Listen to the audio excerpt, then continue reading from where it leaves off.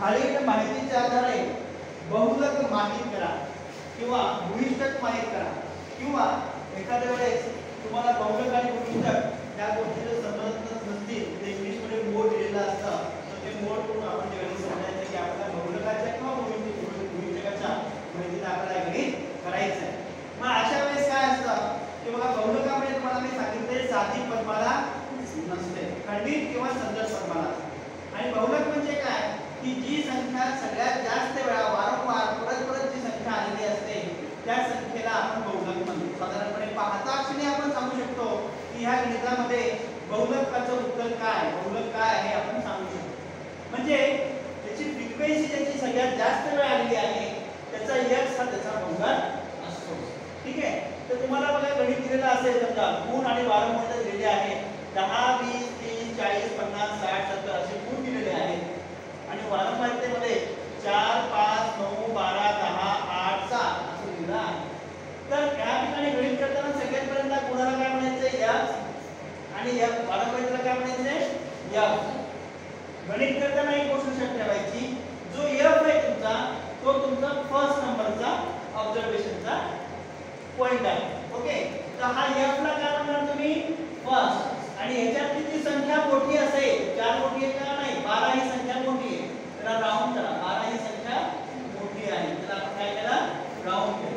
त्यानंतर काय करायचं आहे की सेकंड तक्ता तयार करायचा आहे। सेकंड तक्ता तयार करताना आपण काय करतो तर वरचा जो f मध्ये ज्या संख्या दिलेल्या आहेत या संख्यांमध्ये दोन दोनचे गट करायचे, पहिल्या दोघांचे गट करायचे, मग त्यानंतर दोघांचे गट करायचे, त्यानंतरच्या पुढच्या संख्यांचे दोन दोनचे गट करायचे आणि जर समजा एखाद्या सोबत गट होत नसेल दोनचा तर डॅश मारायचा।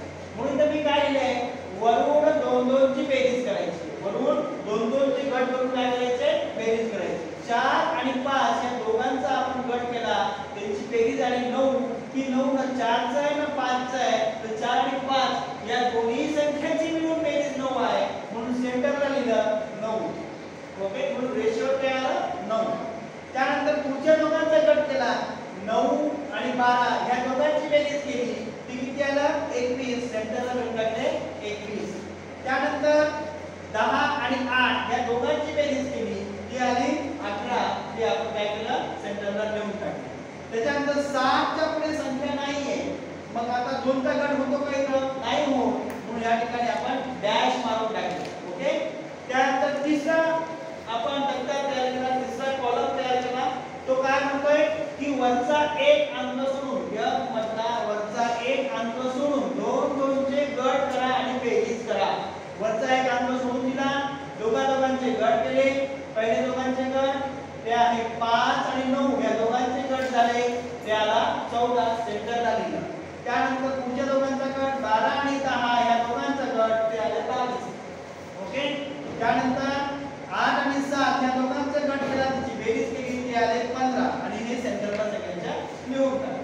त्याच्यानंतर पुढचा जो चौथा जो कॉलम आहे, चौथा जो तक्ता आहे किंवा चौथा जो स्तंभ आहे त्या स्तंभाची आपण काय करणार आहे तर वरच्या संख्येपासून f मधल्या प्रत्येक संख्येची बेरीज करायची आहे। वरच्या संख्येपासून तिघांची बेरीज, वरून 3 3 ची बेरीज म्हणजे 4 5 9 या तिघांचा एक गट झाला त्याची बेरीज 18।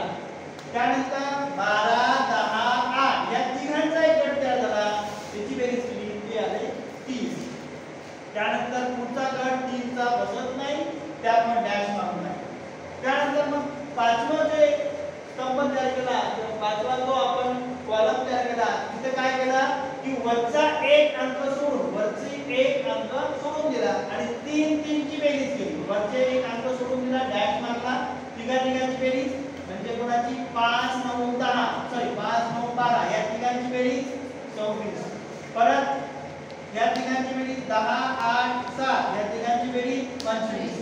ठीक आहे, त्यानंतर मग सहावा जो प्रकार आहे तो 6व्या कॉलम मध्ये आपण काय केलं की वरचे दोन अंक वरच्या दोन रो वरच्या दोन लाईन आपण डॅश केल्या आणि 3 3 चे गट करून बेरीज करणार आहे।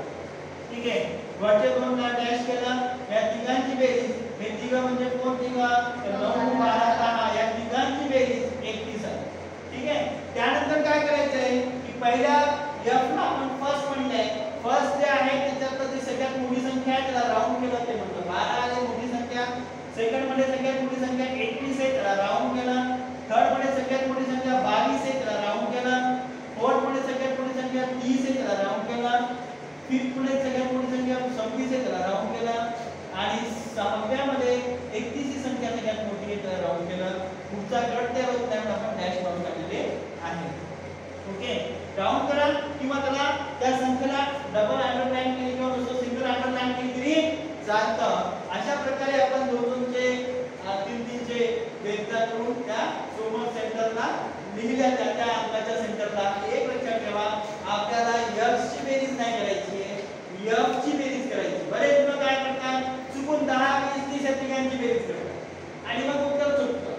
आपल्याला ह्या f मधल्या संख्येची बेरीज करायची आणि f ला फर्स्ट म्हणायचंय, हे लक्षात ठेवा. त्यानंतर काय करायचंय, अवलोकन तक्ता तयार करायचा आहे, ऑब्झर्वेशन टेबल तयार करायचा. तो कसा करायचा आहे, तर वापस रिटर्न आपल्याला काय करावं लागेल की परत एकदा x मांडून घ्यायचा आहे, f मांडून घ्यायचा आहे. त्यानंतर पहिला कॉलम, दुसरा कॉलम, तिसरा कॉलम, चौथा कॉलम, पाचवा कॉलम, सहावा कॉलम आणि सातव्याला म्हणजे टोटल. ठीक आहे, पहिल्या कॉलम मध्ये x मांडला, f मांडल्यानंतर पहिल्या कॉलम मध्ये जे आपल्याला परत वरचा जो आपला जो तक्ता आहे तो तक्ता बघायचा आहे. पहिल्या कॉलम मध्ये सगळ्यात मोठी संख्या कोणती होती, 12 होती. मग 12 च्या समोर पहिल्या कॉलमला फर्स्ट ला एक टिक मार्क करायचा आहे, राईट करायचं आहे. हे कसं बघा, तर ते एक फर्स्ट आहे, फर्स्ट मध्ये 12 ही संख्या सगळ्यात मोठी होती म्हणून आपण त्याला काय केलं, टिक मार्क केला, राईट मार्क. सेकंड ला कोणती संख्या मोठी आहे, सेकंड ला संख्या जी आहे ती मोठी आहे 21. ही 21 कोणाची बेरीज आहे, 9 आणि 12. या दोन संख्यांची बेरीज आहे म्हणून 9 ला आणि 12 ला टिक मार्क करायचा सेकंड कॉलमला. ओके, 9 आणि 12 या दोघांना आपण काय केलं, टिक मार्क केलं सेकंड कॉलम. थर्ड कॉलमला काय करायचंय बघा, थर्ड कॉलमला सगळ्यात मोठी संख्या कोणती आहे, सगळ्यात मोठी संख्या 22 आहे. 22 कोणत्या दोघांची बेरीज आहे, 12 आणि 10. ह्या दोन संख्यांची बेरीज म्हणून 22 आली आहे.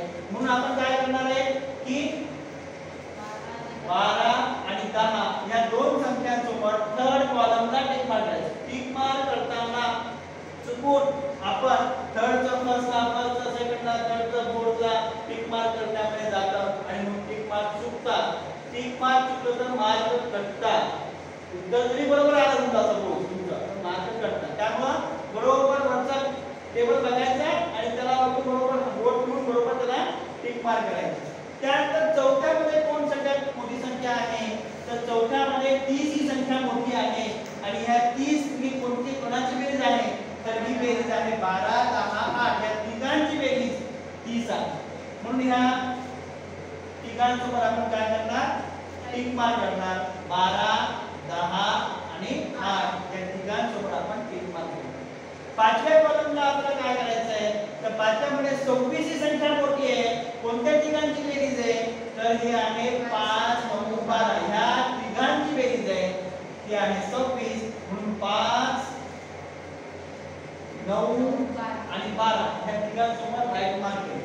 सहाव्यामध्ये सगळ्यात मोठी संख्या कोणती आहे, सहाव्यामध्ये सगळ्यात मोठी संख्या आहे 31. ती कोणत्या तिघांची बेरीज आहे, ती आहे 9 12 10 या तिघांची बेरीज आहे. म्हणून आपण काय करणार, सहाव्यामध्ये 9 12 आणि हे 10 या तिघांसोबत आपण काय केलं, टिक मार्क केलं. हे केल्यानंतर आपल्याला टोटल करायची आहे. टोटल करायची म्हणजे काय करायचंय, तर पहिल्या रो मध्ये किती टिक मारले, काहीच नाहीये म्हणून डॅश. दुसऱ्या रो मध्ये किती टिक मारले, की 1 आहे म्हणून 1. तिसऱ्या रो मध्ये किती आहे, 3 टिक मारले म्हणून 3. चौथ्या मध्ये किती आहे, 6 टिक मारले म्हणून 6. पाचव्या मध्ये किती आहे, 3 टिक मारले म्हणून 3.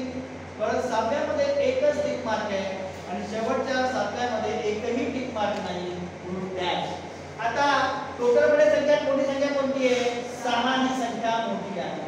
6 नेमकं कशाचं उत्तर आहे, 6 नेमकं ह्या 40 चं उत्तर आहे. कारण की आपल्या नियमानुसार जी संख्या पदमालेतली वारंवार सगळ्यात जास्त वेळा आलेली असते तो त्याचा बहुलक असतो. मग ही 40 ही संख्या सगळ्यात जास्त वेळा 12 वेळा आलेली आहे म्हणून 40 ही संख्या काय झाला, बहुलक. म्हणून z बरोबर काय 40. थोडं सोपं आहे. आणि ह्या पद्धतीने